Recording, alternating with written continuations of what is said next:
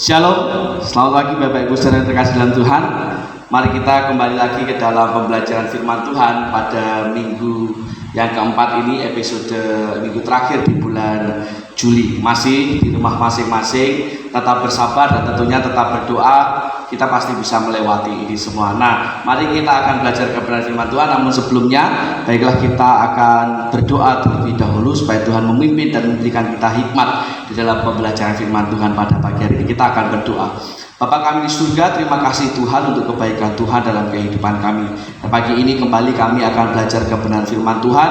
Kiranya Tuhan menolong kami semua dengan hikmat yang daripada Tuhan. Kami boleh memahami, kami boleh mengerti, kami boleh melakukan, dan kami boleh dikuatkan oleh apa yang sudah Tuhan persiapkan untuk kami semua. Terima kasih Tuhan, berilah hamba-Mu juga hikmat supaya apapun yang boleh hamba-Mu sampaikan dalam kebenaran firman Tuhan pada pagi hari ini dapat menjadi kekuatan dan semua berasal daripada Engkau. Terpujilah nama-Mu Tuhan, di dalam nama-Mu Tuhan kami Yesus Kristus, Tuhan dan Juru Selamat kami yang hidup, kami berdoa dan mengucap syukur.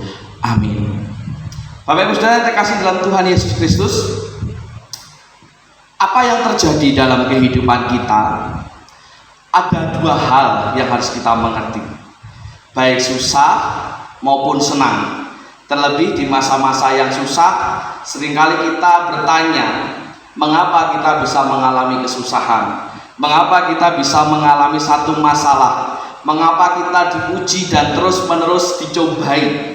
Ada banyak orang yang berpikir bahwa Tuhanlah yang menjadi penyebab, bahwa Tuhanlah yang memiliki inisiasi, bahwa Tuhanlah yang memiliki rencana, termasuk rencana-rencana buruk dalam kehidupan kita. Padahal jelas sekali dalam kitab Yakobus disebutkan bahwa setiap orang atau tiap-tiap kita dicobai oleh keinginan kita sendiri.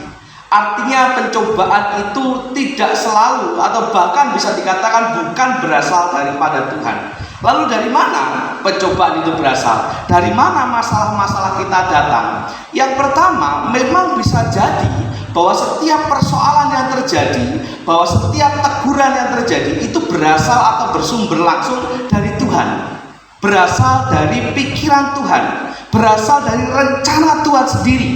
Seperti contoh kisah Sodom dan Gomora, di mana mereka dihukum oleh Tuhan dan itu murni kehendak Tuhan sendiri.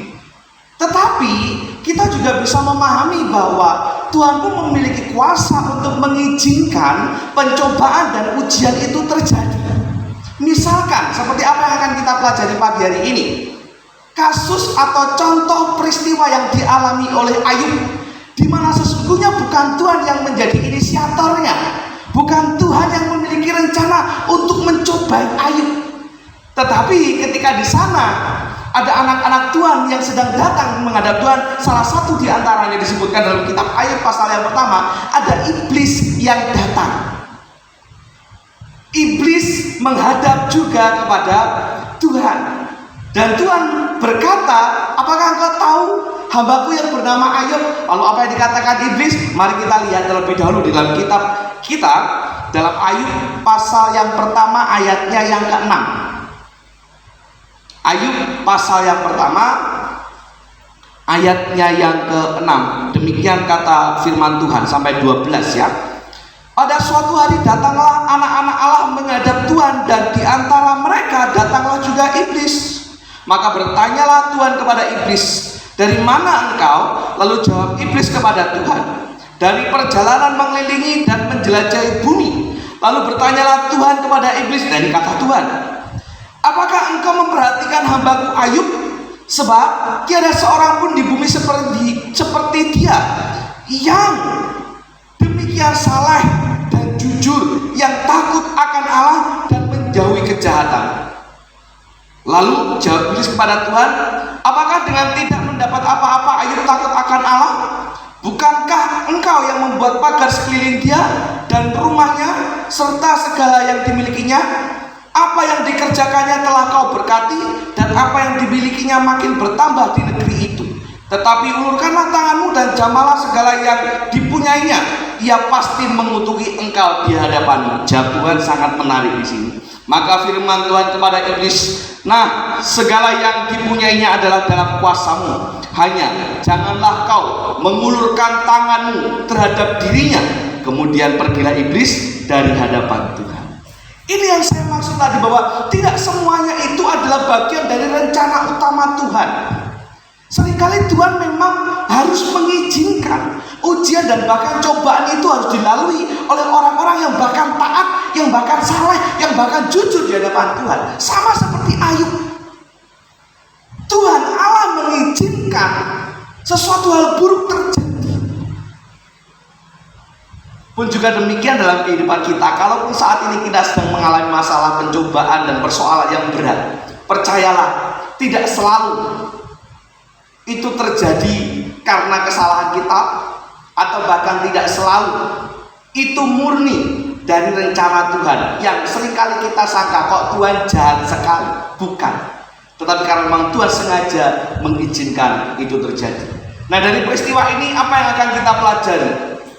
Mari kita belajar dari kisah Ayub ini. Bagaimana Ayub dicobai, bagaimana Ayub mendapatkan persoalan yang hebat. Dan dari situ kita akan belajar apa sih yang sesungguhnya iblis pakai untuk menyerang orang-orang yang percaya kepada Allah, layaknya Ayub. Yang dikatakan dalam kitab tadi bahwa Ayub itu orang yang saleh, orang yang jujur, dan bahkan Allah sendiri mengatakan tidak ada satu orang pun di muka bumi ini yang salehnya, yang jujurnya melebihi Ayub, hamba yang dikasihinya. Apa cara-cara iblis? Nah, kita akan belajar supaya kita bisa mencegah, supaya kita tidak jatuh ke dalam dosa, tapi kita tetap dapat bertahan iman kita, seperti halnya Ayub juga bertahan imannya kepada Allah. Yang pertama, apa yang dipakai iblis? Siasat apa yang dipakai iblis untuk mencobai orang-orang yang percaya? Yang pertama, kita pasti tahu, banyak orang yang mengatakan, bahkan para pakar teolog juga mengatakan bahwa iblis itu sebutan lainnya adalah bapa pendakwa. Iblis adalah bapa pendakwa, yang artinya apa? Menghakimi. Yang artinya apa? Memutuskan bahwa kita itu bersalah, menuduh bahwa kita itu biang dari segala macam kesalahan. Itu juga yang dikatakan iblis kepada Allah ketika dia menghadap sebanyak 2 kali dalam kitab Ayub ini dicatat dia menghadap Tuhan. Untuk apa? Mendakwa Ayub, yang seolah-olah Ayub bisa menjadi taat karena Tuhan sudah memberkati dia, karena Tuhan sudah memagari kehidupannya, memberkati setiap apa yang dia kerjakan. Bapak saudara, hati-hati. Seringkali kita merasa bersalah, seringkali kita merasa tidak layak, hingga akhirnya menyebabkan kita semakin lama semakin jauh dari Tuhan. Pernahkah Anda merasa ketika mau berdoa Anda berpikir, oh Tuhan, aku tidak layak menghadap Engkau, akhirnya agak jadi berdoa. Ketika mau ke gereja, ada orang yang berpikir, oh aku ini orang berdosa, saya ini orang berdosa, agak jadi ke gereja. Anda sedang didakwa oleh iblis. Ada muncul perasaan-perasaan bersalah yang berlebih. Loh Pak, kita kan harus introspeksi diri. Nah, bedakan antara introspeksi dan mengadili diri dan mempersalahkan diri. Bedanya adalah kalau introspeksi itu Anda mengkoreksi kesalahan untuk kemudian meralat, move on, memperbaiki apa yang menjadi kesalahan. Tetapi orang yang merasa bersalah terlalu berlebih, orang yang mengadili dirinya sendiri, orang yang sedang didakwa oleh iblis, biasanya ia larut dalam kesalahan, dan pada akhirnya tujuan iblis tercapai, yaitu apa? Menjauhkan kita, umatnya, daripada Tuhan. Hati-hati. Tujuan iblis mendakwa kita, membuat perasaan bersalah yang berlebih, entah itu terhadap Tuhan, entah itu terhadap orang-orang yang kita kasihi. Untuk apa? Menjauhkan diri daripada Tuhan. Hati-hati. Lalu yang kedua, apalagi yang dipakai iblis? Yang kedua, biasanya iblis suka mendatangkan kesusahan-kesusahan, termasuk sakit penyakit. Kalau Anda melanjutkan membaca perikop tadi, bahkan sampai beberapa pasal di belakangnya, apa yang iblis lakukan terakhir kali? Ketika semua harta sudah dihabiskan, kesehatan Ayub pun dirampas.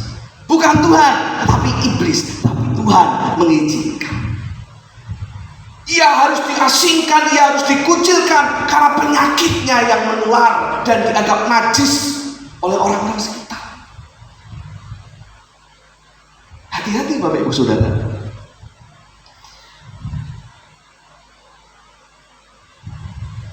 Terkadang kesusahan yang semacam itu membuat kita jauh dari Tuhan.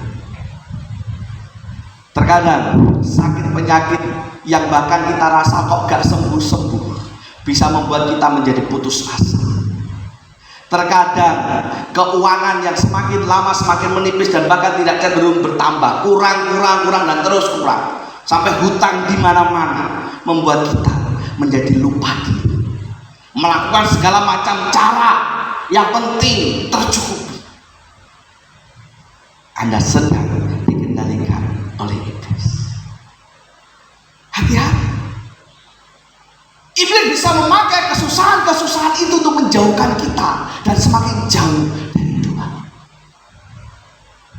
Maka lakukanlah seperti apa yang dilakukan oleh Ayub.